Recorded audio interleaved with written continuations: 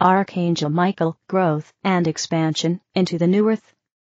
Beloved children of light, in this magical month of May, light will continue to stream to earth, awakening the hearts of humanity and bringing expansion to the earth herself. The earth is becoming a ninth-dimensional superplanet as it expands its grids and structures to create the multi-dimensional new earth. The angelic superconsciousness of 2025 is activating the ninth dimension of Earth as many awaken and activate their human angelic blueprint within their DNA. The Earth itself is expanding to create the super-Earth. This means that the Earth is unstable as it shifts into new forms. You may feel this activity as earthquakes, volcanic activity and wildfires, all of which are ways of releasing and clearing pressure from the buildup of fire plasma in the Earth's core as it expands. You will also feel this expansion process in your body as a sense of pressure and tension. For people who are still working in the old Homo sapiens model, this will be felt as mental pressure or pressure in the head and in the nervous system. This is why some people may be acting a little crazy right now. For those of you in the new heart operational system of the human angelic and galactic being, you will feel an expansion of love within you. At times this can be overwhelming. You will find that deep breathing will help to regulate the flow of energy in this area. It is important to stay grounded at this time when the cosmic and solar energy is so powerful. You can visualize roots growing from beneath your feet and deep into the earth to anchor you in the earth. This may also help with that top-heavy feeling that many of you may experience, where you feel unstable on your feet and a little wobbly. The key here is slow down. Be aware of where you are and what is going on around you at all times, and be prepared for those random chaos vortexes that happen at times of intense energy. Just know that all is well. Enjoy the expansion and balance of May, and the energy of the flowers. Notes from the Flower Garden of Mary Magdalene. Dearly beloveds, at this time we recommend working with 3 particular flowers/plants as herbal teas. As you take them into your bodies, they will help to move energy and bring balance.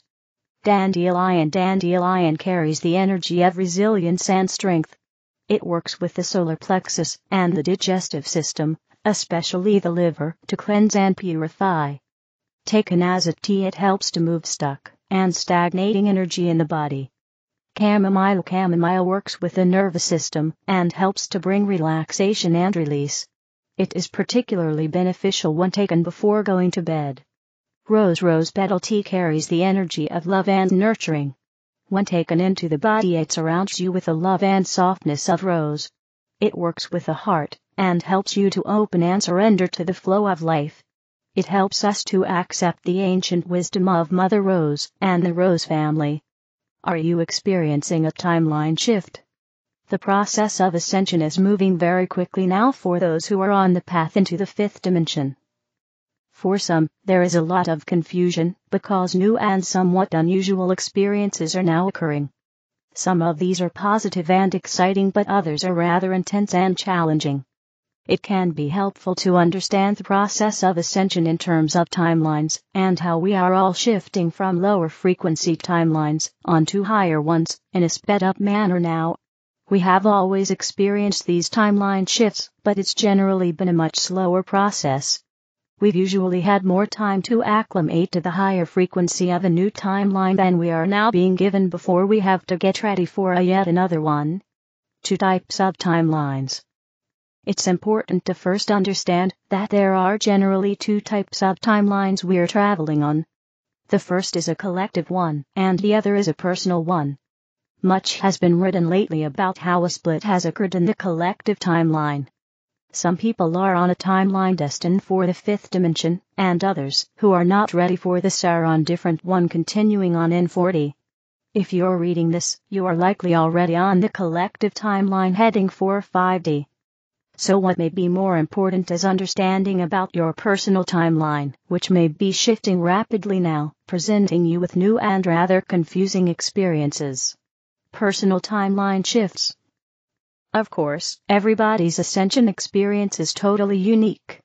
Our experience in shifting onto a higher timeline is based on the frequency we are currently holding.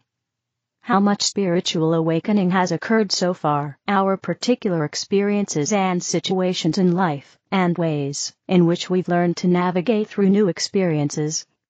But there are perhaps some common experiences many of us can relate to in this process.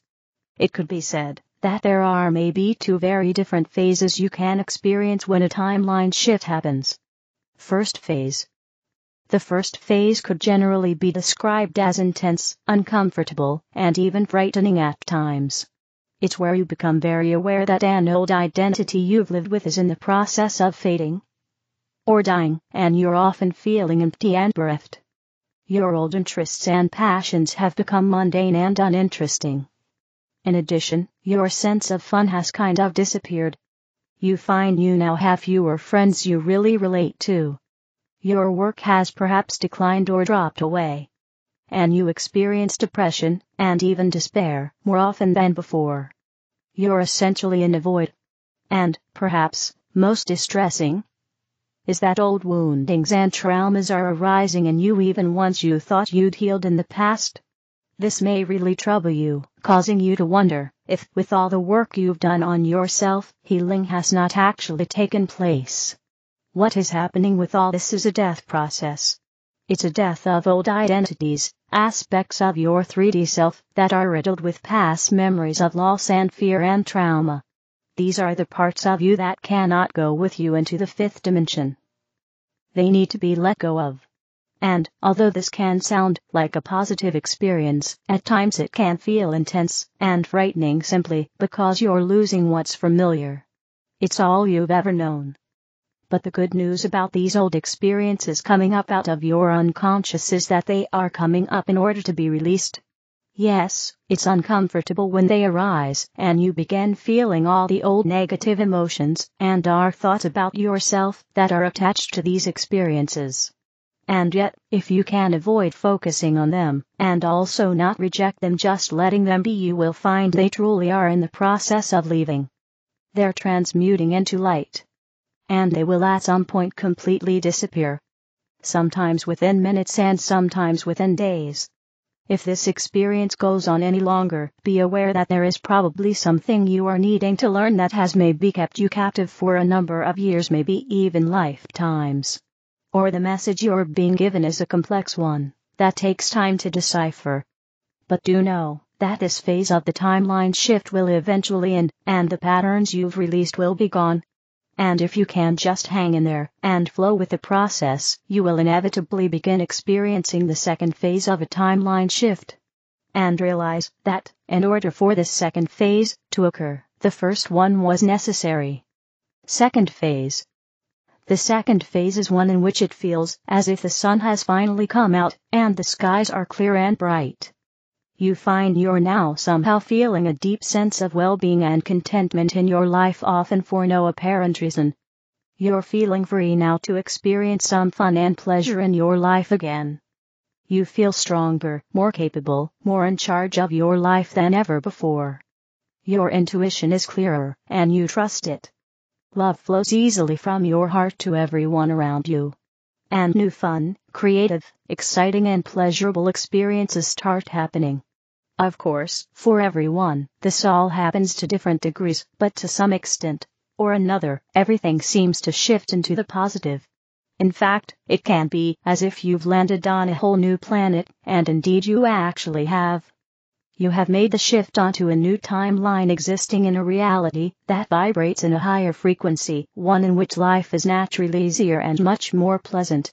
You can relax and breathe more freely again.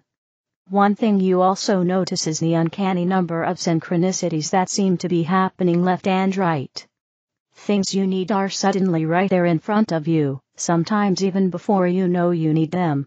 People appear right when you're thinking about them. There's magic in the air. Life has even become miraculous at times.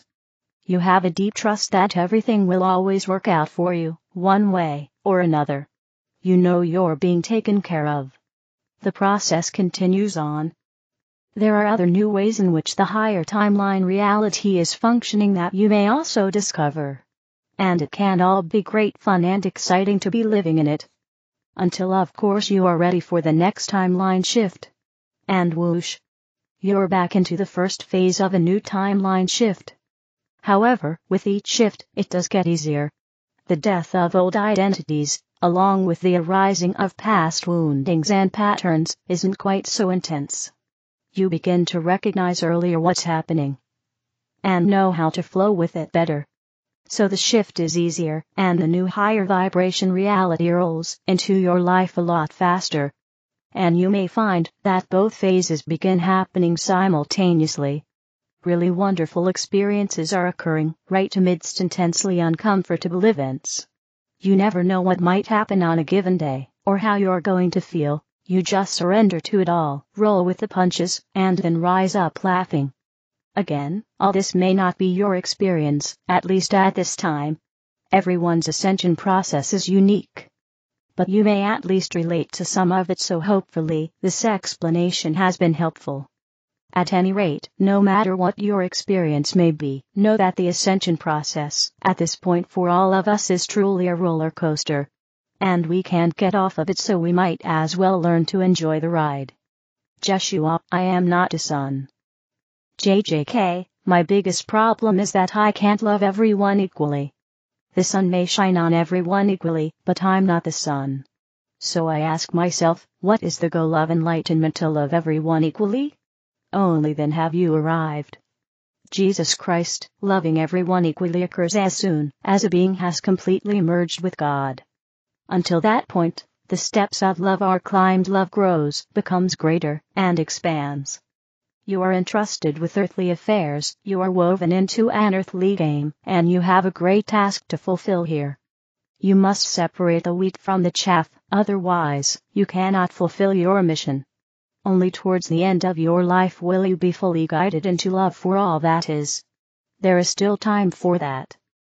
JJK, so what does the saying love your neighbor as yourself mean? I fail at that again and again, because how can I love my neighbor when he causes harm, when he is violent, when he harms me, or people I love? When I'm met with hatred, responding with love is something I simply can't do. Jesus Christ, this inner orientation also has to do with the fact that you have to play your role on the stage of life. JJK, but they always say you should get out of the game. Jesus Christ, you can only leave once you have played and fulfilled your role. What's needed is that you no longer participate internally in the dramas of humanity, that you observe yourself in the game, and try to take a higher perspective in the midst of the game. This is what the warrior of light, in the midst of the battle, should consider and realize. Who is my neighbor? Is every person your neighbor? Love your neighbor means the one who is truly close to you. It doesn't automatically mean that you have to love everyone in order to live up to certain spiritual concepts, or to believe that this will please God. Enlightenment is achieved first through discrimination, and only then through love. What it's all about is dissolving all inner hatred, dissolving envy, anger, greed, and jealousy. Don't let yourself be blinded or guided by all base and ego-centered emotions and feelings. Make sure that negativity doesn't become entrenched and that positive things spread. However, be clear about who is meant when you speak of your neighbor. Everything different. JJK, that changes everything. So I don't have to love everyone equally to reach the kingdom of heaven? Jesus Christ, every person reaches the kingdom of heaven as soon as he has healed his heart and deactivated his inner programming due to the time. When the lower goes, development and unfolding towards the higher begins. Then you return to the realms of light, then you return home to heaven. To extend love over all that is means to ascend the final steps to becoming one with God.